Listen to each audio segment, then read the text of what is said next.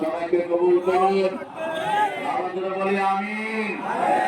বাংলার জমিন 16 বছর পরে প্রাণ ফিরে পেয়েছে। এই মাটি বগুড়ার লাশ প্রদান করেছেন আল্লাহ হোসেন সাঈদী। পাশে বসা ছিলেন চাচা, সেই ভিডিওটা এখনো আছে। তিনি বলছিলেন, আমি যদি এই সাইডে একদিন ইতিহাস হয়ে যেতে পারি। আজকে তিনি ইতিহাস হয়ে গেছেন। আল্লাহ তার কবরকে জান্নাতুল ফেরদাউস বানিয়ে দিন।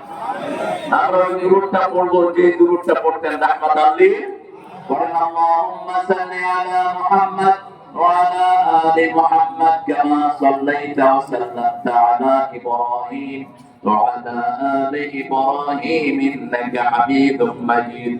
আল্লাহুম্মা বারিক আলা মুহাম্মাদ ওয়া আলা আলি মুহাম্মাদ كما باركت على إبراهيم وعلى آل إبراهيم إنك حميد مجيد. প্রশংসা কার? চিৎকার করে বলেন আলহামদুলিল্লাহ।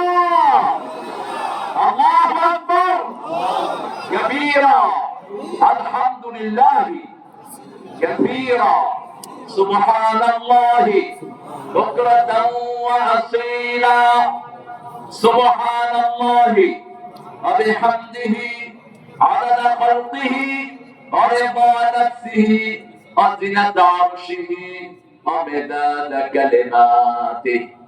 একজন পৃথিবীর একমাত্র কৃতিত্ব একজনের, তিনি কে? আল্লাহ ছাড়া এই বিজয় কখনো সম্ভব ছিল না।